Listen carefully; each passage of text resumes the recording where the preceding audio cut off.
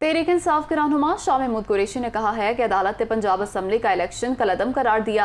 इस वक्त हमजा शहबाज वज़ीर आला नहीं है। पंजाब ज़िमनी इलेक्शन में अच्छा टर्न आउट होगा। 5 मखसूस नशिस्तें मिलने के बाद पंजाब असम्बली में PTI की बढ़तरी हो चुकी है। वो मुल्तान में गुफ्तगू कर रहे थे। अगर मौसम सही रहता है तो मैं तो बड़ा अच्छा टर्न आउट एक्सपेक्ट कर रहा हूँ, इस हल्के में नहीं 20 के 20 हल्कों में। उसकी वजह ये है कि ये सिर्फ ज़िमनी इलेक्शन नहीं है, ये ज़िमनी इलेक्शन पंजाब के मुस्तकबिल का फैसला है।